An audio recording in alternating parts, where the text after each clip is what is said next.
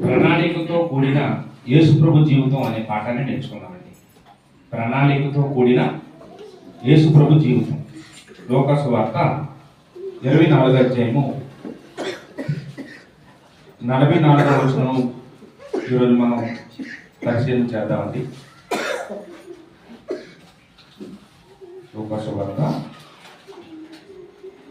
24వ అధ్యాయము 44వ వచనాన్ని చదువుతున్నాను.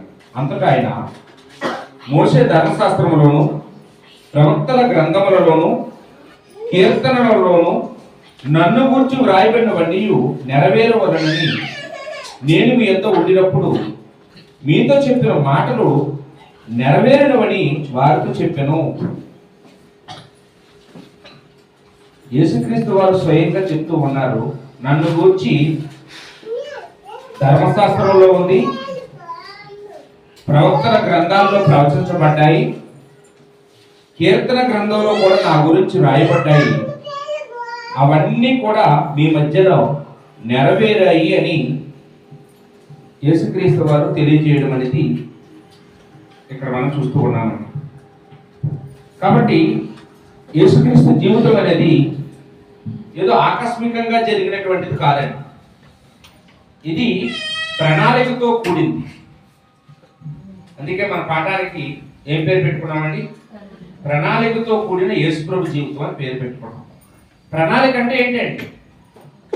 ప్రణాళిక అంటే పథకము అంటాం, ఇంగ్లీష్లో ప్లాన్ చేయడము అంటాం. ప్లాన్ చాలా ప్రిపేర్డ్గా చేశారు అంటారు కదండి. పథకం ముందుగా సిద్ధపరచుట, సంకల్పం, ఇవన్నీ కూడా అనేక పర్యాయ పదాలు ఈ మాటకి మనం జోడించుకోవచ్చండి.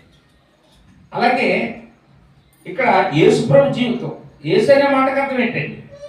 యేసు అంటే రక్షకుడు. యేసు అంటే ఏంటమ్మా? రక్షకుడు అని అర్థం.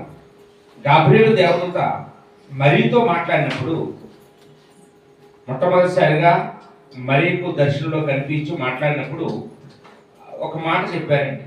మత్తయి సువార్త 1:21 వచనంలో, తన ప్రజలను వారి పాపముల నుండి ఆయనే రక్షించును గనుక ఆయనకు యేసు అని పేరు పెట్టుదువు అన్నాడండి. యేసు అనే పేరు పెట్టాలని చెప్పింది గాబ్రియేలు దూత. ఆ పేరుకి మీనింగ్ ఏంటో కూడా చెప్పాడండి.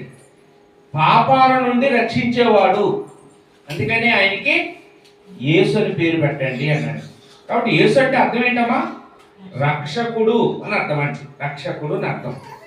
అదే గాబ్రియేలు దూత గొర్రెల కాపరుల దగ్గరికి వెళ్ళి యేసుప్రభు జన్మించారనే సమాచారాన్ని వాళ్ళకి తెలియజేసినప్పుడు కూడా ఈ పదం వాడడం మనం చూస్తాం. లోకాసు వార్త 2వ అధ్యాయంలో 10వ వచనం 11వ వచనం చూసినప్పుడు అక్కడ చెప్తున్నాడు, దావీదు పట్టణమందు మీ కొరకు రక్షకుడు పుట్టి ఉన్నాడు. యేసుప్రభు గురించి ఏమని వాడాడండి? మీ కొరకు యేసుప్రభు పుట్టి ఉన్నాడు అనలేదు, మీ కొరకు రక్షకుడు పుట్టి ఉన్నాడు. కాబట్టి యేసు అనే మాటకి అర్థం ఏంటమ్మా? రక్షకుడు అని అర్థం అండి. రక్షకుడు అని అర్థం. ఇప్పుడు రక్షకుడు అనే మాటకి అర్థం ఏంటి? రక్షకుడు అంటే ప్రమాదకరమైన స్థితి నుంచి విడిపించే వారిని, రక్షించే వారిని రక్షకుడు అంటాం. మనం పోలీసుల్ని రక్షక భటులు అంటామండి. ఎందుకంటే పోలీసులు ఏం చేస్తారు? ఏదైనా ప్రమాదం జరిగితే అక్కడ వాలిపోతారు. ఇప్పుడు మన బ్రిడ్జి కూలిపోయింది, పోలీసులు ఎంతగా పనిచేశారండి. ఎక్కడ మనం ఆ బ్రిడ్జి పైన వెళ్ళిపోతామని సెక్యూరిటీ ఇచ్చారు, ఎటువైపు వెళ్ళాలో తావు చూపించారు. ప్రతి చోట ఎన్ని మార్గాలు ఉన్నాయి అన్ని మార్గాల దగ్గర ఉండి వెహికల్స్ నట్టుకుని ఇలా వెళ్ళండి అలా వెళ్ళండి. ఏదైనా ఒక అగ్ని ప్రమాదం జరిగినా, ఒకవేళ ఏదైనా ఇన్సిడెంట్స్ ప్రమాదకరమైనది జరిగితే ముందుగా వచ్చేది ఎవరండి? పోలీసులు. అందుకనే వాళ్ళకి ఏం పేరు పెట్టారు? రక్షక భటులు అంటారండి. ఇప్పుడు గ్రామ స్థాయిలో ఏదైనా ఒక ప్రమాదం జరిగితే ఎవరు వస్తారమ్మా? ఇప్పుడు సాధారణ మన ముఖోదపురంలో ఏదైనా ఒక కుటుంబానికి ఏదో ఆపద వచ్చింది, ముందు ఎవరు వస్తారు? ముందు పోలీసులు వస్తారా, మన ఊరు ప్రెసిడెంట్ గారు వస్తారా? మన ఊరు ప్రెసిడెంట్ గారు వస్తారండి. మన ఊర్లో సంబంధించిన విషయం కాబట్టి మొట్టమొదటగా ఎవరికి మనం సమాచారం తెలియజేస్తామంటే మన గ్రామ పెద్ద, మన సర్పంచ్ గారికి మనం కబురు పెడతాం. ఆయన ముందొచ్చి ఆయన చేయవలసిన సహాయం ఏదైనా ఉంటే ఆయన చేసి మనం రక్షిస్తారండి. ఒకవేళ ఓ మండల స్థాయికి సంబంధించింది ఏదైనా ప్రమాదం జరిగింది అనుకోండి, ఓ పెద్ద సమస్య మండలానికే వచ్చింది, అప్పుడెవరు వస్తారండి? ఆ ఎంఆర్ఓ గారు వస్తారు, ఈ ఎమ్మెల్యే గారు వస్తారండి. ఒక జిల్లాకి సంబంధించిన సమస్య అనుకోండి, ఎవరు వస్తారమ్మా? జిల్లా కలెక్టర్ గారు వస్తారండి, జిల్లాకి అధికారి ఆయన కాబట్టి. ఒక రాష్ట్రానికి ఏదైనా ఒక సమస్య వచ్చింది అనుకోండి, ఆ రాష్ట్ర సమస్యను పరిష్కరించి రక్షించడానికి ఎవరు వస్తారండి? ఆ రాష్ట్రానికి సంబంధించిన వాడు ఎవరు? ముఖ్యమంత్రి అండి. ముఖ్యమంత్రి గారు వస్తారు, కొంతమంది అధికారులు పంపిస్తారు, చివరికి ఎవరు వస్తారండి? ఫైనల్ గా ముఖ్యమంత్రి దిగిపోతాడండి. ఒకవేళ దేశానికి సంబంధించిన సమస్య అయితే ప్రధానమంత్రి దిగిపోతాడండి. జాతీయ విపత్తులు అప్పుడప్పుడు జరుగుతుంటాయి, అలాంటప్పుడు ఎవరు వస్తారండి? నరేంద్ర మోడీయే వచ్చేస్తాడు కదండి. ఉదురు తుఫానికి వచ్చారు కదా మన వైజాగ్, అలాగనమాట. ఇప్పుడు ప్రపంచానికే సమస్య వచ్చింది, ఇప్పుడు ఎవరు రావాలండి? ఇంకా ప్రపంచానికి అధికారి ఎవరు ఉన్నారండి? సర్వాధికారి ఎవరున్నారు? అందరూ ఏదో ఒక గ్రామానికి అధికారి ఉన్నారు, ఒక మండలానికి ఉన్నారు, ఒక రాష్ట్రానికి ఉన్నారు, ఒక దేశానికి ఉన్నారు, కానీ ప్రపంచానికి అధికారి ఎవరైనా ఉన్నారంటే ఎవరున్నారండి? దేవుడు. అందుకని ఆయన గురించి ఒక మాట ఉంటుందండి రోమపత్రికలో 9వ అధ్యాయం 5వ వచనంలో, సర్వాధికారి అయిన దేవుడు అని. యేసుప్రభు ఎవరమ్మా? సర్వాధికారి అయిన దేవుడై ఉన్నాడు. 9:5 అండి. ఈ సంగతి చాలా మందికి అర్థం కాలేదు. ఇంకా యేసుప్రభు ఏదో ఒక కులానికి దేవుడు అనుకుంటున్నారు, ఏదో ఒక దేశానికి దేవుడు అనుకుంటున్నారు, ఏదో ఒక మతానికి దేవుడు అనుకుంటున్నారు. యేసుక్రీస్తు వారు యావత్తు ప్రపంచానికి ఆయన దేవుడై ఉన్నాడు. ఆయన సర్వాధికారి అయిన దేవుడై ఉన్నాడు అనే సంగతిని ఇక్కడ మనం ఆలోచన చేస్తూ ఉన్నామండి. ఇప్పుడు ఎవరైనా ఒక అధికారి ఒక ప్రాంతాన్ని విడిచిపెట్టి మరో ప్రాంతానికి ఆయన పని మీద వస్తూ ఉంటే సడన్ గా వచ్చేస్తాడా? ముందుగా తెలియజేసి వస్తాడా? ఏంటండి, ఒక ముఖ్యమంత్రి గారు ఉదాహరణకి మన ప్రాంతానికి వస్తున్నారు అనుకోండి, సడన్ గా వచ్చేస్తారా? ముందుగా కొన్ని వారాల ముందుగానో నెలల ముందుగానో ప్లాన్ చేసుకుంటారండి. వాళ్ళు అపాయింట్మెంట్ ఇస్తారు, వాళ్ళు డేట్స్ ఉంటాయి, ఏ రోజు ఏ వాహనం మీద వెళ్ళాలి, ఏ రోజు వెళ్ళాలి, ఎక్కడ దిగాలి, ఎక్కడ ఎన్ని గంటల సేపు గడపాలి, ఎక్కడ భోజనం చేయాలి, ఎక్కడ బస చేయాలి, అక్కడ ఎన్ని రోజులు ఉండాలి, అక్కడ ఏం మాట్లాడాలి, అక్కడ ఎక్కడ సంతకం పెట్టాలి, ఎవరెవరిని దర్శించాలి, ఓ బోర్డు ప్లాన్ ఉంటుందండి. ఆ ప్లాన్ని మార్చరు, అది ముందుగా ఆ ప్లాన్ షెడ్యూల్ వెళ్ళిపోతుంది. దాని ప్రకారంగా అందరూ అన్ని ఏర్పాట్లు చేస్తారండి. ఇదిగో ఈ ఊరు మీదుగా వెళ్తారండి, అలాగే వస్తారు. ఇంకో రూట్ మార్చరండి. కారణం ఏంటంటే ఒక అధికారికి ప్లాన్ ఉంటుంది. ఏంటి, ఈ లోకంలో ఉండే ఒక మండలానికి సంబంధించిన అధికారులకి, జిల్లాలకు సంబంధించిన అధికారులకి, లేకపోతే రాష్ట్రాలకు సంబంధించిన అధికారులకి, దేశాలకు సంబంధించిన అధికారులకి ప్లాన్లు ఉన్నప్పుడు, పథకాలు ఉన్నప్పుడు, ప్రపంచానికి దేవుడైనటువంటి సర్వాధికారి అయిన దేవుడైనటువంటి యేసుక్రీస్తు వారు ప్లాన్ లేకుండా ఉంటారా చెప్పండి? ఆయన ప్లాన్ లేకుండానే పరలోకం నుంచి ఇక్కడికి వచ్చేస్తారా? ఆయనకి ప్లాన్ ఉంది. వీళ్ళ ప్లాన్లు ఏమో నెల రోజుల ముందు వేయబడతాయి. యేసు ప్రభు ప్లాన్ ఎన్ని రోజులకి ముందే వేయబడిందండి? జగత్తు పునాది వేయబడకు 700 300 కాదండి. ఎన్ని సంవత్సరాల కిందటమ్మా? పేతురు రాసిన మొదటి పత్రిక 1వ అధ్యాయము 20వ వచనంలో ఆ మాట రాయబడిందండి. జగత్తు పునాది వేయబడక మునిపే నిర్ణయించబడ్డాడు యేసు ప్రభు ఈ భూమి మీదకి రావాలని. ఆయన ఎక్కడ జన్మించాలో, ఎవరికి జన్మించాలో, ఎందుకు జన్మించాలో, ఆయన తిరిగి జన్మించిన తర్వాత ఏం చెయ్యాలో, ఆయన ఏ రోజు మరలా తండ్రి దగ్గరికి వచ్చేయాలో, అన్ని విషయాలు యేసు ప్రభు జీవితం అంతా ప్రవచనమేనండి. యేసు ప్రభు జీవితం అంతా సంకల్పమే, దేవుడి సంకల్పమే. ఏది ఆయనకి నచ్చినట్లు చేసుకోలేదు, అంతా తండ్రి చిత్త ప్రకారంగా, తండ్రి చెప్పినట్లుగా ఆయన సమస్తమును చేసినట్లుగా మనం ఇక్కడ చూస్తూ ఉన్నామండి. గలతీయులకు రాసిన పత్రిక 4:4 పౌలు గారు అంటారు, కాలము సంపూర్ణమైనప్పుడు దేవుడు తన కుమారుని పంపెను అని. అంటే యేసుక్రీస్తు వారు శరీరధారిగా ఈ భూమి మీదకి వచ్చారు, అది పచ్చి నిజం. అది ఎప్పుడు వచ్చారంటే, దేవుడు ఏ సమయంలో యేసుక్రీస్తు వారి భూమి మీద జన్మిస్తే మంచిదో దేవుడు నిర్ణయించాడు, ఆ సమయంలోనే వచ్చారండి. ఆకస్మికంగా వచ్చేయలేదు, దేవుడు నిర్ణయించిన సమయంలో ఆయన భూమి మీదకి రావడం అనేది జరిగింది అని ఇక్కడ మనం నేర్చుకుంటూ ఉన్నామండి. సరైన సమయానికి ఆయన ఈ భూమి మీదకి వచ్చారు. అదేవిధంగా యేసుక్రీస్తు వారు ఈ భూమి మీదకి వస్తారని దేవుడు చాలా మందితో ప్రకటన చేయించాడు. మనం కూడా చూస్తాం, ఈ లోకాధికారి ఎవరైనా వచ్చే ముందు టీవీలోను పేపర్లలోను హెడ్లైన్లో యాడ్లేస్తుంటారు, ఇదిగో ఈయన రాబోతున్నాడు, పలానా మంత్రి రాబోతున్నాడు, పలానా ముఖ్యమంత్రి రాబోతున్నారు, ప్రధానమంత్రి రాబోతున్నారని గొగ్గోలు పెట్టేస్తుంటారు ఆయన వచ్చే ముందు కదండి. ముందుగా రారు, చెప్పకుండా రారండి, చెప్పి వస్తారు. అదేవిధంగా యేసుక్రీస్తు వారు రాకడ గురించి కూడా ఎంతో మంది ప్రవక్తలు ఆయన గురించి చాలా మాట్లాడారు. కొన్ని విషయాలు మాత్రం మనం చెప్పుకోగలం, ఎందుకంటే మన సమయం తక్కువ కనుక మనం అవన్నీ చెప్పాలంటే కుప్పలు ఉంటాయి. ఆ ప్రవచనాలన్నీ మనం ఇప్పుడు చెప్పలేము, బైబిల్ అంతా ప్రవచనాలనే. కొన్ని మాటలు మనం చూసినప్పుడు ఆదికాండం 3:15 యేసుక్రీస్తుని గురించి మొట్టమొదటిసారిగా దేవుడే ప్రవచించాడండి. దేవుడే ప్రవచించాడు.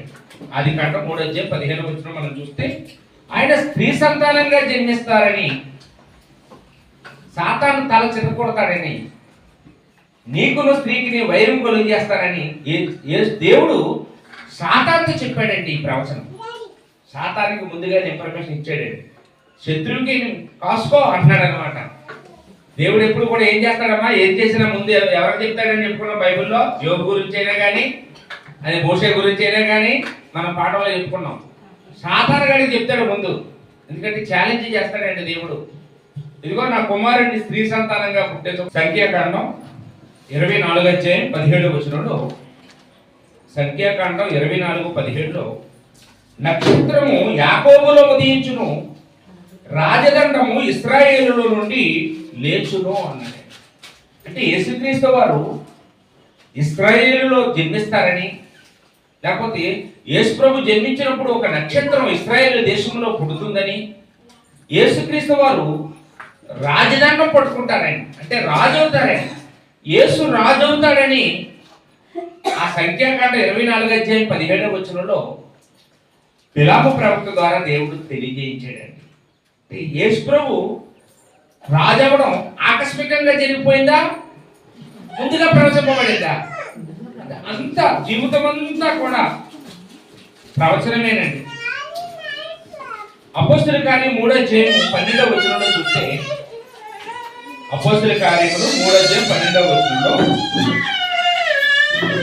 నా వంటి ప్రవక్తను మీ కొరకు పుట్టించును అన్నాడు.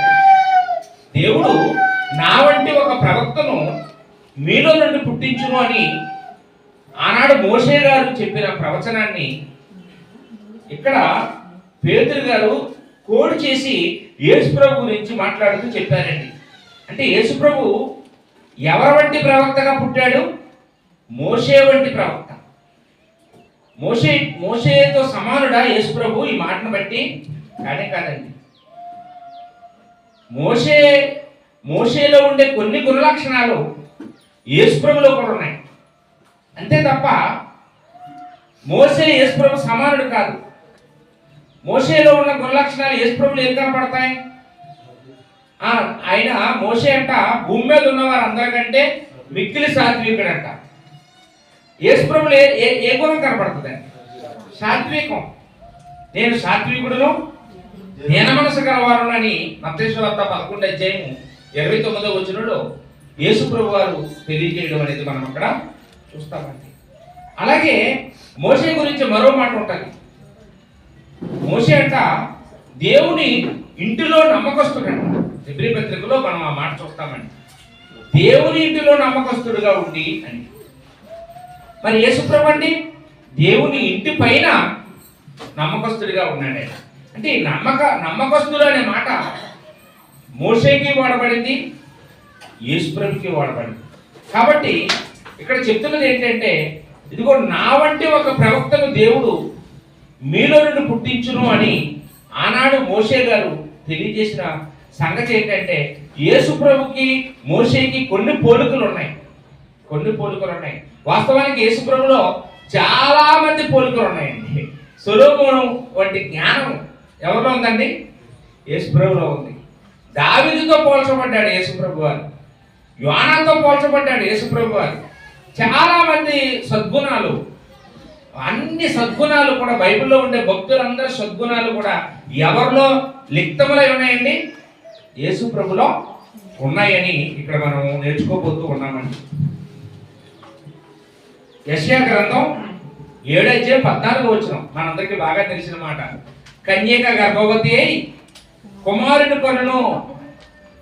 ఈ మాట యెషయా గారు ప్రవచించే నాటికి ఆయన యేసుప్రభుకి 700 సంవత్సరాలకు పూర్వం వాడండి. అంటే యేసుప్రభు వారు కన్యకకు జన్మిస్తారని 700 సంవత్సరాలకు ముందే దేవుడు యెషయా అనే ఒక ప్రవక్త ద్వారా ప్రవచింపజేశాడండి. అదే యెషయా గ్రంథంలో 11:1 యెషయి ముద్దు నుండి చిగురు పుట్టును. యెషయి ముద్దు నుండి, అంటే యెషయి అంటే ఎవరు? దావీదు యొక్క తండ్రి గారు. వాస్తవానికి ఈ యెషయా గారి కాలానికి దావీదు లేడు, ఆ యెషయి లేడు, వాళ్ళందరూ ఎప్పుడో చనిపోయారండి. కానీ ఇక్కడ యెషయి ముద్దు నుండి చిగురు పుట్టునండి ఎవరి గురించి మాట్లాడుతున్నాడు? యేసుక్రీస్తు గురించి మాట్లాడుతున్నాడు. అంటే యెషయి అనేవాడు యోధా గోత్రానికి చెందినవాడు. ఈ యోధా గోత్రం నుంచి ఒక చిగురు యేసుప్రభు వారు రాబోతున్నారని ఈ యెషయా ద్వారా ఈ ప్రవచనాన్ని దేవుడు మనకి రాయించాడండి.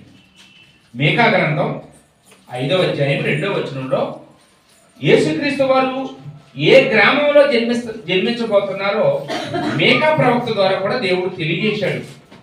ఎక్కడ జన్మిస్తారని? బేత్లెహేములో జన్మిస్తారని. ఎక్కడమ్మా? మనం గత వారం చెప్పుకున్నాం, జ్ఞానులు వచ్చారు, నక్షత్రం త్రావ చూపించింది యేసుప్రభు దగ్గరికి. వాళ్ళు వచ్చినప్పుడు వాళ్ళు యెరూషలేము వచ్చారట. మొదట వచ్చి అక్కడున్న హేరోదు రాజుని కలుసుకున్నారు. అయ్యా, మేము రక్షకుడు జన్మించాడని మాకు తెలుసుకుని వచ్చామండి, ఆయన ఎక్కడ జన్మించాడని చెప్తే ఒకసారి వెళ్ళి కలుసుకుని వెళ్ళిపోతామండి అన్నారు.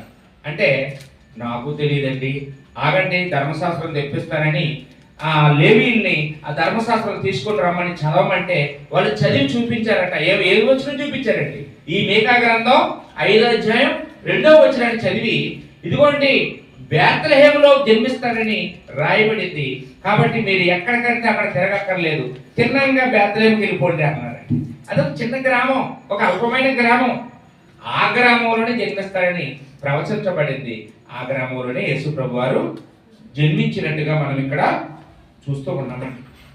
అదేవిధంగా యేసుక్రీస్తు వారు ఆయన ఒక గాడిద మీద ఎక్కి ఆయన ఊరేగుతారని ప్రవచించబడిందండి. జకరియా గ్రంథం 9:9 ప్రకారంగా. వాస్తవానికి ఏ రాజైనా మంచి రథాల మీద ఎక్కాలనుకుంటాడు, గుర్రాల మీద ఊరేగాలనుకుంటాడు, ఖరీదైన వాహనాల మీద ఆయన ప్రయాణం చేస్తూ ఉంటాడండి. కానీ యేసుక్రీస్తు వారు తను తగ్గించుకుంటూ ధీరుడుగా, ఎవరు కూడా గాడిద మీద మరి రాజులు ఊరేగారు, సామాన్యులు ఊరెళ్తారండి. సామాన్యమైన ప్రజలు వాహనాలు కొనుక్కోలేక, సరైనటువంటి గుర్రాలు కొనుక్కోలేక, రథాలు కొనుక్కోలేక వాళ్ళు గాడిదల మీద ప్రయాణం చేస్తూ ఉంటారు. యేసుక్రీస్తు వారు దేవుని కుమారుడై ఉండి, ఆయన ఐశ్వర్యవంతుడై ఉండి, ఆయన ఎంత తగ్గించుకున్నాడంటే ఒక గాడిద మీద ఎక్కి యెరూషలేముకి ప్రయాణంలో వచ్చారండి. ఆ రోజు ఆ గాడిద ఎంత భాగ్యం దక్కిందో చూడండి. అందరూ వస్త్రాలు తెచ్చి ఆ త్రోవంట పరిచారంట. ఆ గాడిద ఆ వస్త్రాల మీద నడుచుకుంటూ యేసుప్రభు మోసుకుంటూ వచ్చిందండి. ఏంటి ఎప్పుడైనా గాడిదకి అలాంటి గౌరవం ఎక్కుంటుందా గతంలో? లేదండి. దేనివల్ల ఆ గాడిదకి అంత గుర్తింపు గౌరవం వచ్చిందండి ఆ రోజు? యేసుప్రభు వల్ల అండి. ఇప్పుడు ఆ గాడిద ఎవరో కాదు, మనమే. మనకి గౌరవం గుర్తింపు ఏంటండి ఇవన్నీ ఎవరి వల్ల వస్తున్నాయంటే యేసుప్రభు మన మీద ఉండడం వల్లేనండి, మనలో ఉండడం వల్లే.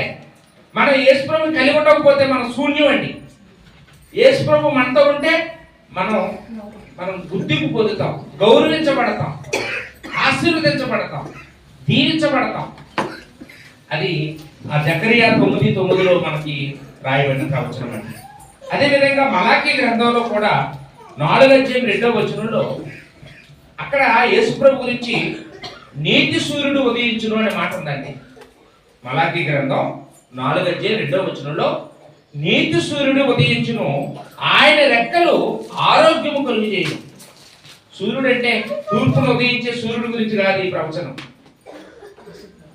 ఆరోగ్యం కలుగు చేసేటటువంటి రెక్కలు కలిగిన వాడంట యేసుప్రభు వారు. అంటే యేసుప్రభు వారు ఎంతమంది రోగులు బాగు చేశారో, ఎంతమందిని స్వస్థపరిచారో, దెయ్యాలు పట్టిన వారిని, కుష్టి రోగులు, మూర్ఛ రోగుల్ని, మోగవారిని, గుడ్డువారిని, చెవిటివారిని, కుంటువారిని, ఓచ కాలు చేతులు కలిగిన వారిని, చచ్చిన వారిని సైతం ఆయన స్వస్థపరిచారే. కాబట్టి యేసుక్రీస్తు వారు ఎవరు అంటే ఆయన నీతి సూర్యుడు. మనలో ఉన్న బ్యాక్టీరియాను తొలగించే నీతి సూర్యుడు అండి.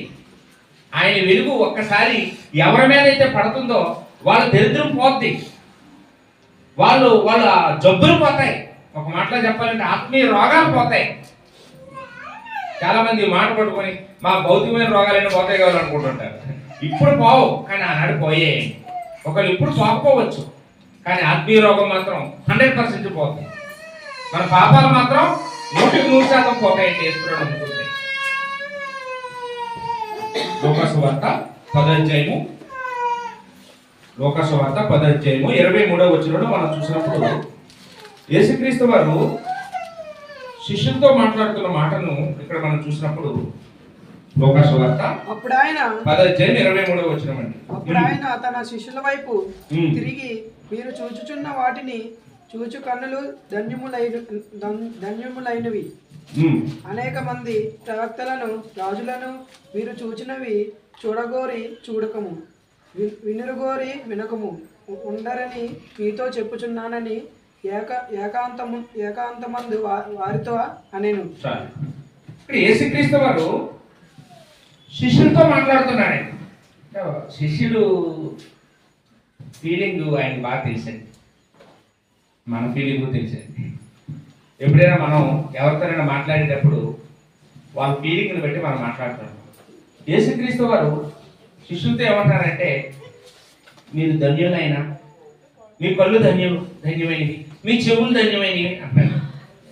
వీళ్ళు ఏమనుకుంటారంటే, యేసుప్రభు నమ్ముకున్నాం మాకేం వచ్చింది, యేసుప్రభు నమ్ముకున్నాం మాకేం ఇచ్చాడు, యేసుప్రభు నమ్ముకున్నాం మాకేం కలిగింది, లాభం ఎంత నష్టం ఎంత చూస్తే ఏమి లాభం ఏం కనపడలేదు అనుకుంటున్నారు. యేసుప్రభు ఏమన్నారంటే, మీరు ధన్యుడు, మీ కళ్ళు ధన్యమైనవి, మీ చెవులు ధన్యమైనవి అన్నాడు. అంటే ఎందుకు చెప్పారండి ఈ మాట అంటే, మీకంటే ముందు నా గురించి ఎంతో మంది ప్రవక్తలు ప్రవచించారు, అలాగే ఎంతో మంది రాజులు కూడా నా గురించి ప్రవచించారు. దావీదు రాజే కదండి. రాజులు ప్రవచించారు, ప్రవక్తలు ప్రవచించారు. కానీ వాళ్ళు నేను కనపడితే చూద్దామా అని ఎదురు చూశారు, నేను మాట్లాడితే విందామా అని ఎదురు చూశారు. నా గురించి ప్రవచించారు తప్ప నన్ను చూడలేకపోయారు, నా గురించి ప్రవచించారు తప్ప నా మాటలు వెళ్ళలేకపోయారు. కానీ మీరు నన్ను చూస్తున్నారు, నా మాటలు వింటున్నారు, నన్ను ముట్టుకుంటున్నారు. మీరు ఎంత ధన్యులో. ఒక్కసారి వాళ్ళ మబ్బులే నిడిపోయి ఉంటాయండి. నిజమే కదా, ఎంతమంది ప్రవక్తలు, 100 మంది ప్రవక్తలు యేసుప్రభు గురించి 100 ప్రవచనాలు చేశారు.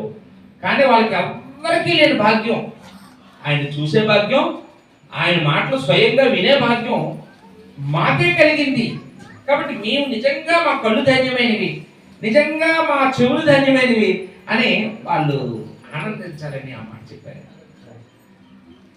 ఇప్పుడు అదే యేసు ప్రభు తోమా అనే వ్యక్తితో ఒక మాట చెప్పాడండి. చూడండి, యోహాను సువార్త 20:29 యేసు ప్రభు తోమాతో ఒక మాట చెప్పాడండి. నీవైతే చూసి నమ్ముతున్నావు తోమా, కానీ చూడక నమ్మిన వారు మరీ ధన్యులు అని చెప్పాడు. అంటే ఇప్పుడు శిష్యులు ధన్యులా, మనం ధన్యులమా? మనమే ధన్యులమండి. ప్రవక్తలు ధన్యులా, శిష్యులు ధన్యులా? శిష్యులే ధన్యులు. ఎందుకంటే ప్రవక్తలు ప్రవచించారు, సేవ చేశారు, కానీ యేసు ప్రభు చూడలేకపోయారు, యేసు ప్రభు మాటలు వినలేకపోయారు. శిష్యులు చూశారు, విన్నారు, కానీ నమ్మలేదు. కానీ మనం అసలు యేసు ప్రభుని చూడలేదండి. యేసు ప్రభు స్వరం కూడా వినలేదు. మనం కేవలం ఈ వాక్యాలు చదువుకొని, ఈ గ్రంథాన్ని చదువుకొని, ఈ గ్రంథంలో మాటలు ఎవరైనా చెప్తూ ఉంటే మనం విశ్వసిస్తున్నామండి. కాబట్టి మనమే ధన్యులు, మీరే ధన్యులు అని యేసు ప్రభు చెప్పారండి. ఇప్పుడు మనం ఎంత ఆనందించాలండి. మనం ఎవరికంటే గొప్పవాళ్ళం అండి? ప్రవక్తల కంటే గొప్పవాళ్ళం. శిష్యుల కంటే, 12 మంది శిష్యుల కంటే కూడా ఎవరు ధన్యులు అండి? మనమే ధన్యులు అండి. అంటే యేసు ప్రభు గురించి మనకి ఎక్కువ తెలుసండి. మన చేతిలో ఇప్పుడు ఎక్కువ ఇన్ఫర్మేషన్ ఉంది. ఆ రోజు ప్రవక్తల చేతిలో అంత ఇన్ఫర్మేషన్ లేదు.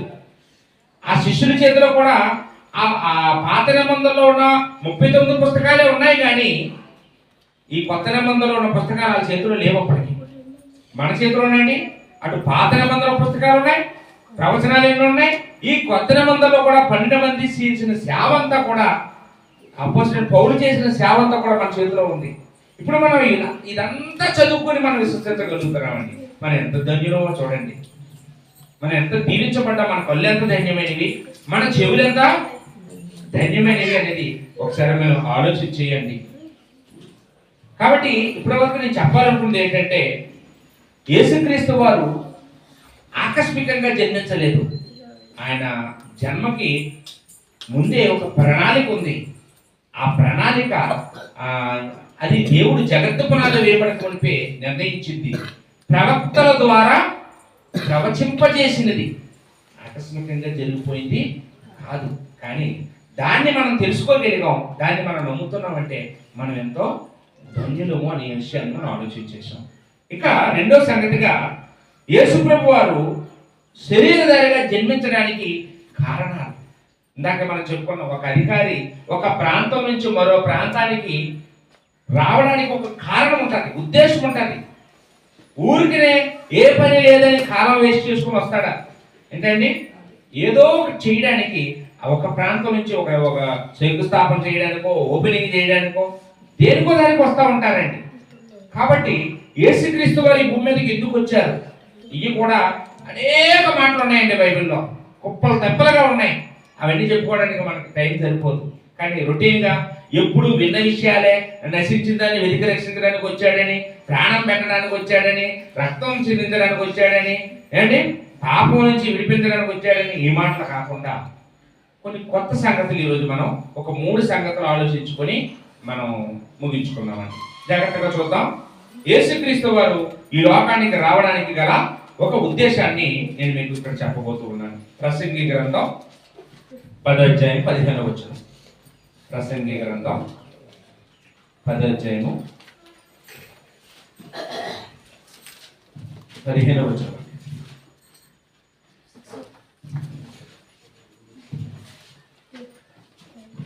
చదువుతున్నా. ఊరికి పోవు త్రోవ ఎరిగిన వారే బుద్ధిహీనులు తమ ప్రయాస చేత ఆయాసపడుదురు. జ్ఞాని అయిన సొలొమోను గారు ఒక ఉదాహరణగా చెప్తూ ఉన్నాడు. ఏంటంటే, కొంతమంది బుద్ధిహీనులు ప్రయాస చేత ఆయాస పడిపోతూ ఉంటారట. ఏ విషయంలో? ఊరికి వెళ్ళే త్రోవని ఏం చేస్తారట వాళ్ళు? మర్చిపోతారట. ఊరికి పోవు త్రోవ ఎరిగిన వారే. అమ్మ, ఎవరైనా మీరు పూర్వం, ఇప్పుడైతే నాగరికత అభివృద్ధి అయిపోయింది, పిల్లలు కూడా వైజాగ్ వెళ్ళి వచ్చేస్తున్నారు. పూర్వం అయితే కనుక వైజాగ్ వెళ్ళారంటే తప్పడిపోయారండి. అక్కడ ఆ పక్క వీధిలోకి వెళ్ళారంటే మర్చిపోయి మళ్ళీ ఆ వీధిలోకి రాలేకపోయేవారు. నేను చిన్నప్పుడు ఒకసారి తప్పిపోయానండి. కొంచెం 10 ఏళ్ళు వచ్చిన తర్వాత మా మాయ నేను కలిపి తప్పిపోయామండి. ఒక రాత్రి అప్పుడు పెళ్లికి వెళ్ళి ఇద్దరు తప్పిపోయామండి. నిజంగానండి, పెళ్లికి వెళ్ళాము తప్పిపోయామండి. తర్వాత సాధారణంగా అంటే మనం మన ఊరు నుంచి వెళ్తాం, మళ్ళీ మన ఊరు రావడం మనకు తోవ తెలియదండి. ఎలా వెళ్ళాలి, ఎలా ఎక్కడికి వచ్చాం, ఎక్కడున్నాం అని. అది బుద్ధిహీనులు అన్నాడండి ప్రసంగి. సొలొమోను ఏమన్నాడంటే, మీరు ఏ ఊరు నుండి వచ్చారో ఆ ఊరు తిరిగి వెళ్ళడానికి మీకు తోవ తెలియకపోతే, దానికోసం మీరు ప్రయాసపడిపోయి ఆయాసపడిపోతే మీరెవరు? మీరు బుద్ధిహీనుడు. ఈ భూమి మీద మనుషులందరూ బుద్ధిహీనుడే అన్నాడండి దీన్ని బట్టి. అంటే వాస్తవానికి ఈ భూమి మీద పుట్టిన మనుషులందరూ సొంతూరు ఎవరండి? ముఖతపురం. మనమే మీ నేటివ్ ప్లేస్ ఏదైనా ముఖతపురం అంటే అంటుంటాం. మన సొంతూరు ఇది కాదండి. మనకి సాధారణ గుడ్డుతనం కలిగి చేసేసి మన సొంతూరు ఎవరంటే ఈ అడ్రస్ చెప్తున్నాం. మన సొంతూరు ఎవరంటే పరలోకం.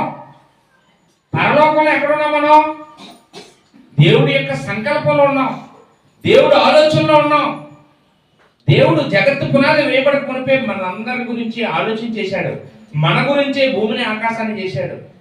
కాబట్టి మనందరినీ కూడా ఈ సృష్టింపబడక మునిపే దేవుడి యొక్క ఆలోచనలో మనందరం ఉన్నాం. 90వ కీర్తన 1వ వచనం మనకు తెలుసు కదండి. 90వ కీర్తన 1వ వచనం ఏముంటదండి అక్కడ? తరతరముల నుండి మాకు నివాస స్థలము నీవే. మోషే గారు రాసిన కీర్తన. ఎప్పటి నుండి మనం దేవుడితో నివసిస్తున్నాం? తరతరముల నుండి కూడా మనందరికీ నివాస స్థలం, మన సొంతూరు, మన పర్మనెంట్ అడ్రస్ ఏదైనా ఉందంటే పరలోకం అండి. Made in heaven. మనం అక్కడ వాళ్ళం. మనం అక్కడ నుంచి దేవుడు ఈ భూమి మీదకి మనల్ని ఒక ఆత్మగా చేసి భూమి మీద పెట్టాడు. మనకు ఒక శరీరాన్ని ఇచ్చి మనల్ని మనిషిగా దేవుడు చేసినట్టుగా ఇక్కడ మనం చూస్తూ ఉన్నామండి. పేతురు గారు కూడా 1 పేతురు పత్రిక 2వ అధ్యాయం 11వ వచనంలో పేతురు గారు కూడా మాట్లాడుతూ ఉంటారండి. 1 పేతురు 2:11లో మీరు పరదేశులను యాత్రికులను. ఏమై ఉన్నామా మనందరికీ కూడాను? పరదేశులము యాత్రికులం అంట. అంటే మనం ఎక్కడి నుంచో వచ్చి ఇక్కడ ఎత్తుకుంటున్నాము అంటున్నాడండి. మనం ఒక యాత్రికులం. అంటే ప్రయాణం చేస్తూ ఆ రాత్రి చీకటి అయింది కదా, ఒక ఊళ్ళో ఉండిపోతుంటాం. మళ్ళీ తెల్లవారు లేచిన తర్వాత మళ్ళీ మనం ప్రయాణం మొదలు పెట్టవలసిన వాళ్ళం. ఎక్కడి నుంచి వచ్చాము? పరలోకం నుంచి వచ్చాం. ముఖతపురంలో ప్రజెంట్ ప్రయాణం చేస్తున్నామండి. మళ్ళీ మన సొంతూరికి మనం ఏదో రోజు వెళ్ళిపోతాం. అది ఈ రోజు అవ్వచ్చు, రేపు అవ్వచ్చు, ఇంకో గంట పోయాక అవ్వచ్చు, చెప్పలేం. ఎప్పుడు దేవుడు వచ్చామంటే అప్పుడు మనందరమే వెళ్ళిపోవలసిన వాళ్ళమే. ఎందుకు వెళ్ళిపోవాలంటే ఏం తెలియాలి? దారి తెలియాలి. ఎంతమందికి దారి తెలిసేంటి? అసలు దారి ఎవరు? ఈ లోకానికి దిక్కెవరు? ఈ లోకానికి దారి ఎవరు అంటే ప్రభు అయిన యేసుక్రీస్తు వారే. యోహాను సువార్త 14వ అధ్యాయం 6వ వచనం. నేనే మార్గమును సత్యమును జీవమై ఉన్నాను, నా ద్వారా తప్ప ఎవరు తండ్రి అయిన దేవుడి దగ్గరికి వెళ్ళలేరు అన్నా కదండి యోహాను సువార్త 14:6. కాబట్టి యేసుక్రీస్తు వారు ఏమై ఉన్నారమ్మా? ఒక మార్గం, ఒక త్రోవ. ఆయనే ఒక త్రోవ, ఆయనే ఒక దిక్కు, ఆయనే మార్గ నిర్దేశం ఎవరికైనా కానీ.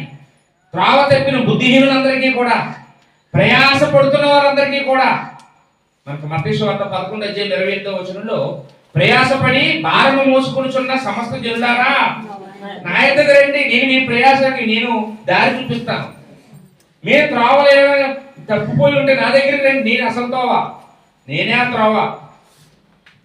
నన్ను వెంబడిస్తేనే మీరు పరలోకం వెళ్తారు. మీరు నన్ను కాకుండా ఎవరిని వెంబడించినా పరలోకం వెళ్ళరు అంటే. కాబట్టి మనందరూ ఎవరిని వెంబడించాలి? యేసుప్రభునే. యేసుప్రభు వారు మనకి త్రోవ చూపించడానికి వచ్చాడండి భూమి మీదకి. ఎందుకు వచ్చాడమ్మా? త్రోవ తప్పి తిరుగుతున్న మనకి త్రోవ చూపించడానికి వచ్చాడండి. అదండి బైబిల్.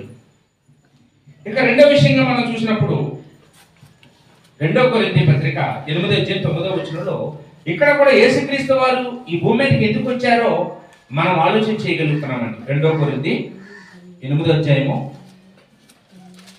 9వ వచనం. మీరు మన ప్రభువైన యేసుక్రీస్తు కృపను ఎరుగుదురు కదా.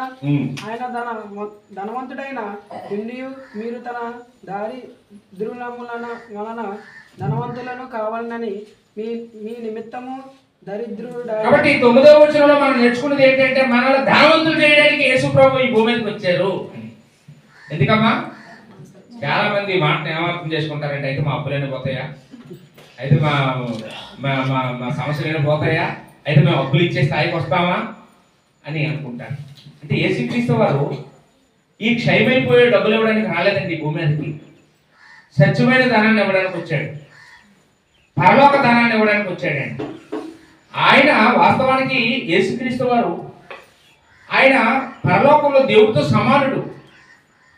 దేవుడు ఎంత ఐశ్వర్యవంతుడు, అంత ఐశ్వర్యవంతుడు. భూమి మీద కూడా ఆయన అంత ఐశ్వర్యవంతుడే. కానీ అవన్నీ నాకు అక్కర్లేదు అనుకున్నాడు. తాను రిక్తుడిగా చేసుకొని దరిద్రుడిగా ఒక పేదవారింట్లో ఆయన జీవించాడు. ఆయన 33.5 సంవత్సరాలు కూడా ఆయన చేతులు చిల్లుగా లేకుండా ఆయన బ్రతికించాడు. నక్కలకు బొరియలు ఉన్నాయి, ఆకాశ పక్షులకు గూళ్ళు ఉన్నాయి, మనిషి కుమారుడికి తలవాల్చుడికైనా స్థలం లేదు అని చెప్పగలిగాడు. తలవాల్చుడికైనా ఏంటి, ఈరోజు చిన్న అధికారం వస్తే ఒక 5 సంవత్సరాల తర్వాత కోటీశ్వరులు అయిపోతున్నారండి. 5 సంవత్సరాల్లోనే కోట్లు కూడబెట్టేసుకుంటున్నారు. కానీ యేసుప్రభు వారు సర్వాధికారం ఆయనకి ఇవ్వబడినప్పటికీ కూడా యేసుక్రీస్తు వారు చిన్న స్థలాన్ని కూడా ఆయన సంపాదించుకోలేదండి. దేనికోసం అండి? ఆయన తన దారిద్ర్యం వలన మనల ధనవంతులు చేయాలనుకుంటున్నాడు. ఇంతకీ యేసుక్రీస్తు వారు ఏ ధనాన్ని మనకు ఇవ్వబోతున్నారు అంటే, ఈ క్షయమైపోయే ధనం కాదు, శాశ్వతమైన ధనం ఇవ్వబోతున్నారు, సత్యమైన ధనం ఇవ్వబోతున్నారు, వాస్తవమైన ధనాన్ని ఇవ్వబోతున్నారండి. ఏంటంటే ఇంతకీ ఆ వాస్తవమైన ధనం ఏంటి, ఆ సత్యమైన ధనం ఏంటి, ఆ నిజమైన ధనం ఏంటి అంటే 1 కొరింథీ పత్రిక 1వ అధ్యాయంలో 5-6 వచనాలు మనం చూసినప్పుడు, 1 కొరింథీ 1వ అధ్యాయము 5-6 వచనాల్లో మనం చూస్తే, క్రీస్తును గూర్చిన సాక్ష్యము మీరు స్థిరపరచబడినందున ఆయన యందు మీరు ప్రతి విషయములోను, అనగా సమస్త ఉపదేశములోను సమస్త జ్ఞానములోను ఐశ్వర్యవంతులైతిరి. అంటే యేసుక్రీస్తు వారు మనల్ని ఏ విషయంలో ఐశ్వర్యవంతులు చేయాలనుకుంటున్నాడండి? 2 సంగతులు: సమస్త ఉపదేశంలోను, సమస్త జ్ఞాన విషయంలోను. అంటే మనం ఇప్పుడు ఎంత ఉపదేశం నేర్చుకుంటే అంత పెద్ద ఐశ్వర్యవంతులు అండి. మనకి ఇప్పుడు దేవుడు ఎంత జ్ఞానాన్ని మనం సంపాదించుకుంటే, దేవుని జ్ఞానాన్ని, అంత గొప్ప ఐశ్వర్యవంతులు అండి. ఈ లోక జ్ఞానం కాదు. ఈ లోక జ్ఞానం సంపాదించుకుంటే ఐశ్వర్యవంతులు అనడం లేదు. దేవుడి జ్ఞానం సంపాదించుకుంటే మన ఐశ్వర్యవంతులు. దేవుని యొక్క ఉపదేశాన్ని మనం నేర్చుకుంటే, వింటే, అంటే ఎన్ని పాఠాలు వింటే అంత ఐశ్వర్యవంతులు అండి. ఎంత దేవుడి వాక్యం మనకి అర్థమైతే, ఎంత వాక్యం మనం గ్రహిస్తే, ఈ బైబిల్లో ఎన్ని పుస్తకాల మీద మనకు పొట్టు సంపాదిస్తే మనం అంత గొప్ప ఐశ్వర్యవంతులు. ఎంత దేవుడి వాక్యం నీకు వచ్చో అంత ఐశ్వర్యవంతుడివి. ఎన్ని వాక్యాలు అప్పచెప్పగలవు, ఎన్ని వాక్యాలు నువ్వు కంఠస్థ చేయగలిగితే అంత ఐశ్వర్యవంతుడివి. దేవుడు మనల్ని ఐశ్వర్యవంతులు చేయడానికి తన కుమారుడిని భూమి మీదకి పంపించాడు. ఎన్ని పాటలు నువ్వు పాడగలుగుతావో అంత ఐశ్వర్యవంతుడివి. పాటలు నేర్చుకోవాలి, మనం వాక్యాలు కంఠస్థ చేసి మనం అప్పచెప్పగలగాలి, మనం చక్కని ప్రార్థన చేయగలగాలి. ఇలాగ దేవుడి యొక్క జ్ఞానాన్ని నానా విధాలుగా మనం సంపాదించితే మనం ఏం సంపాదించినట్టండి? ఐశ్వర్యం. అంటే కొంతమంది దగ్గర ఏ వినంటే డబ్బు ఉంటుంది, కానీ ఒక్క ముక్క ఉండదండి నోట్లో దేవుడి మాటలు ఉండవు, ఒక పాట రాదు, ఒక ప్రార్థన రాదు. అంటే మనం ఎవరండి? దేవుడి రాజ్యంలో ఉన్న పేదవాళ్ళం అండి. అదే కనుక నీకు మంచి పాటలు, మంచి ప్రార్థన, మంచి వాక్యం నీకు దేవుడు ఇస్తే నువ్వు గొప్ప ఐశ్వర్యవంతుడు అండి. దేవుడిలో గొప్ప ఐశ్వర్యవంతుడు, గొప్ప ఐశ్వర్యం. ఈ ఐశ్వర్యాన్ని బట్టే పరలోకంలో దేవుడు మనకి ప్రతిఫలాన్ని ఇస్తాడు. ఈ భూమి మీద మనం డబ్బులు దాచుకోవాలి. ఎలా డబ్బులు దాచుకోవాలంటే దేవుడి పని చేసి, నువ్వు ఎంత దేవుడి పని చేస్తావో దేవుడు అక్కడ అంత జీతం మనకి ఇస్తాడండి. ఆదర వేసుకుంటుంటాడు దేవుడు. ఈరోజు నా పని చేశాడు, ఈరోజు నా కుమారుడు నా కోసం ఈ పని చేశాడు, ఆయనకి నేను జీతం ఇచ్చేయాలి. అమ్మో చాలా డబ్బు ఉంది ఇతని దగ్గర, చాలా అకౌంట్లో ఇతని దగ్గర చాలా డబ్బు ఉంది, చాలా మందికి వాక్యం అందిస్తున్నాడు, చాలా మందికి వాక్యం అందుతుంది ఇతని వల్ల అని దేవుడు ఏం చేస్తాడమ్మా? మనల్ని ఎవరి లెక్కలో పెడతాడు? ఐశ్వర్యవంతులు లెక్కలో పెడతాడు. మనకి దేవుడి జ్ఞానం మనం నేర్చుకోవడానికి ఆసక్తి లేకపోతే, దేవుడు ఉపదేశాన్ని మనం పొందుకోకపోతే మనం ఐశ్వర్యవంతులు కాదు. లోకాసు వార్తలో 16వ అధ్యాయం, లోకాసు వార్త 16వ అధ్యాయము 11వ వచనంలో మాట ఉంటుందండి. యేసుప్రభువు వారు ఒక ఉపమానం చెప్పారండి. లోకాసు వార్త 16వ అధ్యాయం 11వ వచనంలో, కాబట్టి మీరు అన్యాయపు సిరి విషయంలో నమ్మకంగా ఉండని ఎడల సత్యమైన ధనము ఎవరు మీ వశం చేయుదురు? అంటే అన్యాయపు సిరి అంటే ఇది ఈ భూమి మీద ఉన్న భౌతికమైన ఆస్తి, అంటే మనం కష్టపడి సంపాదించిందే, కానీ దానికి ఏం పేరు పెట్టాడే? అన్యాయపు సిరి అన్నాడు. అంటే ఎందువల్ల అది అన్యాయపు సిరి అయింది? నువ్వేనే దాన్ని వదిలేసిపోతావు, అదేనే నిన్ను వదిలేసిపోతుంది. అందుకే అది అన్యాయపు సిరి అండి. నువ్వు ఎంత కష్టపడి సంపాదించో ఏదో రోజు ఆ ఎకరం అక్కడే వదిలిపోతావు నువ్వు. లేకపోతే ఎవడో మోసం చేసి నువ్వు బతికుండగానే దాన్ని తీసేసుకుంటాడు. అందుకే అది అన్యాయం సిరి. సత్యమైన ధనం అంటే ఏంటండి? దొంగోడు ఇంట్లోకి అన్నం అయితే అన్ని పడిపోతాడు, కానీ నీ ఒంట్లో నీ హృదయంలో ఉన్న వాక్యం పట్టుకెళ్ళలేడు. కారణం ఏంటండి? సత్యమైన ధనం. దీన్ని ఎవరు పట్టుకెళ్ళలేరు. అన్నదమ్ములు వచ్చి అన్నింటిలో వాటాలు అడుగుతారు, ఎందులో ఏదైనా భాగం తీసుకుంటాడా? ఏంటండి? నీవు నేర్చుకున్న వాక్యంలో ఎవరైనా వాటా అడగగలరా? ఎవరైనా దొంగోడు పట్టుకెళ్ళగలరా? ఎవరు పట్టుకెళ్ళారండి. ఎవరు సాతాను కూడా పట్టుకెళ్ళిపోలేడండి మనం నేర్చుకున్న వాక్యం. అంటే నువ్వు వినేటప్పుడు కనుక నువ్వు సరిగా వినకపోతే ఆ రోజే పడిపోతాడు, అది మాత్రం వాస్తవం. అక్కడ రెడీగా ఉంటాడంట, గట్టు మీద 10 విత్తనాలు వెంటనే పట్టుకుని వెళ్ళిపోతాడు కదండి దుష్టుడు. కానీ ఒక ఫలించిన తర్వాత పట్టుకెళ్ళండి, ఫలించిన తర్వాత పట్టుకెళ్ళండి. కాబట్టి మనం సారవంతమైన నేలగా సిద్ధపడి దేవుడి యొక్క ఉపదేశాన్ని నేర్చుకోవాలి, దేవుడి జ్ఞానాన్ని నేర్చుకోవాలి. ఈ దేవుడు జ్ఞానం నేర్చుకోవడానికి వారం అంతా సిద్ధపడాలండి. నీకు నాకు దేవుడి జ్ఞానాన్ని నేర్పడానికి యేసుప్రభు ఈ భూమి మీదకి వచ్చాడు, తండ్రి గురించి తెలియచేయడానికి. ఆయన సుఖపడలేదండి ఎక్కడ కూడా. పగలంతా సువార్త, రాత్రంతా ప్రార్థన. రాత్రంతా ఎవరెవరికి వాక్యం చెప్పాడు, ఏం చెప్పాడు, ఎలాగ మనుషులు స్పందించారు, ఎవరెవరు ఏం ప్రశ్నలు వేశారు, ఎవరెవరికి యేసుప్రభు ఎలా సమాధానం చెప్పాడు, ఇవన్నీ దేవుడితో ముచ్చటించేవాడు అనమాట. రాత్రంతా పగలంతా దేవుడి గురించి మనుషులకు చెప్పేవాడు, రాత్రంతా మనుషుల గురించి దేవుడికి చెప్పేవాడు యేసుప్రభు. ఎక్కడ రెస్ట్ ఉందండి యేసుప్రభుకి? ఎందుకంటే ఈ భూమి మీదకి ఆయన వచ్చాడు మనందరికీ కూడా దేవుడి వాక్యం తెలియచేయడానికి, మనందరికీ ఐశ్వర్యం ఇవ్వడానికి. ఆయన కష్టాలు అనుభవించాడు భౌతికంగా, మనల్ని ఐశ్వర్యవంతులు చేశాడు. అదే చెప్పాడండి అక్కడ 2 కొరింథీ 8:9లో మనము ఆ విషయాన్ని మనం అక్కడ చూస్తూ ఉన్నామండి. ఈరోజు మనలో కొంతమంది ఐశ్వర్యవంతులు ఉన్నాము, కొంతమంది ఇంకా కరువు అనిపిస్తున్నారు.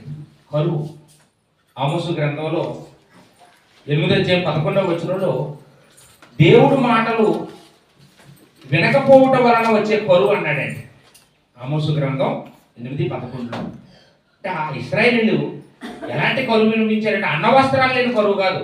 సమృద్ధిగా ఉంది అన్నం, సమృద్ధిగా వస్త్రాలు ఉన్నాయి, సమృద్ధిగా ఇల్లు అక్కడ ఉన్నాయి, భూములు పోతున్నాయి, ఏమి లేవటండి ఆ కాలంలో. దేవుడు వాక్యం లేదా అందలేదటండి వాళ్ళకి. ఎవరు లేరు, వాక్యం చెప్పేవాళ్ళు లేరు, అందరూ కూలికిపోతున్నారు. ఎవరో కూడా దేవుడి వాక్యం ప్రకటించడం లేదు. అలాంటి కరువుని దేవుడు వాళ్ళకి ఇచ్చాడండి. ఒకవేళ ఈరోజు మనకి కూడా మనం సద్వినియోగం చేసుకోకపోతే దేవుడు మన దగ్గర నుంచి కూడా ఏం తీసేస్తాడమ్మా? వాక్యాన్ని దూరం చేసేస్తాడు. మనకి వాక్యం అందకుండా పోతుంది. దేవుడు దొరికే కాలమంది ఆయన వెతకాలి. మనం యెహోవా మీకు దొరుకు కాలమందు ఆయన వెతకండి. ఇప్పుడు మనమైనా కానీ చూడండి, మన పిల్లలకి పిలిచి బ్రతిమలాడి తినరా, వేడిగా ఉన్నప్పుడు తినరా అని బ్రతిమలాడి పెడుతుంటాం. వాడు తినలేదనుకోండి, తప్పు చేసాడు అనుకోండి, మనం ఏం చేస్తామంటే తీసి లోపల పెట్టేస్తాం. ఇంకా మనకు కోపం వస్తుంది కదా. ఎంత ఎప్పుడు నువ్వు అడిగినప్పుడు పెడతాను, నీకు మాడిస్తే నీకు తెలుస్తుంది అంటాం కదండి. దేవుడు కూడా అంతేనండి. యేసుక్రీస్తునే పంపించి సర్వజ్ఞానాన్ని మనకు తెలియజేశాడు. ప్రవక్తలకి, రాజులకి కూడా తెలియని సంగతులు, బైబిల్లో ఉన్న భక్తులు ఎవరికీ తెలియని అనేక సంగతులు యేసుప్రభు ద్వారా మనం నేర్చుకోగలిగాం. మనకి తెలియజేశాడు. కానీ మనం ఇప్పుడు అవి నేర్చుకోవడానికి ఆసక్తి చూపించకపోతే మనం ఎక్కడికైనా వెళ్ళి వాక్యం నేర్చుకోవాలి. అవసరమైతే ఏదైనా పోగొట్టుకోనైనా అన్యాయపు సిరి వలన సత్యమైన ధనాన్ని మనం సంపాదించుకోవాలి. ఈ డబ్బు పొందకపోయింది, దేవుడు మాట్లాడిన జక్కయ్య నాకు అనుకోవాలండి. జక్కయ్య ఇంటికి యేసుప్రభు వచ్చినప్పుడు జక్కయ్య తన ఆస్తంతా పట్టుకొచ్చి పేదలకు సగం ఇచ్చేశాడు. ఇంకా ఎవరికైనా అన్యాయంగా తీసుకుంటే వాళ్ళకి కూడా ఇచ్చేస్తారని యేసుప్రభు ముందు పోషించాడు. జక్కయ్య ఇంట్లో డబ్బులు లేవండి, ఇంకా డబ్బులన్నీ ఇచ్చేసాడు. ఇప్పుడు జక్కయ్యకి ఏం దక్కిందండి? యేసుప్రభు దక్కాడండి. యేసుప్రభు దక్కాడండి. కాబట్టి ఒకవేళ మనం ఈ భూమి మీద ఏది కోల్పోయినా కానీ మనకి యేసుప్రభు దొరుకుతాడు. యేసుప్రభు ఈ భూమి మీదకి వచ్చింది అందుకనే మనకి దేవుడి యొక్క జ్ఞానాన్ని నేర్పించి మనల్ని ఐశ్వర్యవంతులు చేయడానికి ఆయన వచ్చాడని ఇక్కడ మనం నేర్చుకుంటూ ఉన్నామండి. ఇక మూడో విషయాన్ని చూసుకొని మనం ముగించుకుందాం. మత్తయి సువార్త 28వ అధ్యాయం 20వ వచనం. మత్తయి సువార్త 28:20. ఇక్కడ యేసుక్రీస్తు వారు నేను మీకు మత్తయి సువార్తలో చివరి అధ్యాయం అండి, ఇది చివరి వచనం. నేను మీకు ఏ ఏ సంగతులను ఆజ్ఞాపించుతునో వాటన్నిటినీ గైకొనవలెనని వారికి బోధించుడి. ఇదిగో నేను యుగ సమాప్తి వరకు సదాకాలము మీతో కూడా ఉన్నానని వారితో చెప్పాను. యేసుక్రీస్తు వారు ఈ భూమి మీదకి ఎందుకు వచ్చారని ఇక్కడ మనకు అర్థమవుతుందంటే, యేసుక్రీస్తు వారు యుగ సమాప్తి వరకు మనకి తోడై ఉండడానికి. ఎందుకమ్మా?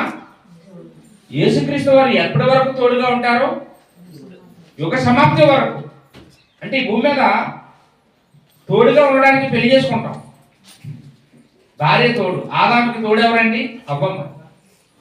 అవ్వ ఆదాము ఎంతకాలం తోడుగా ఉంటారు? వాళ్ళిద్దరూ మరణించే వారికి. వారిలో ఒకరికి ముందుగా మరణం సంభవిస్తే ఒకరిని విడిచిపెట్టి వెళ్ళిపోవలసిందే.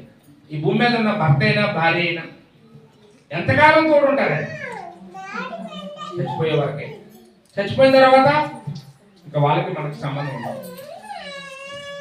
కానీ యుగ సమాప్తి వరకు కూడా ఎవరండి మనకు తోడు?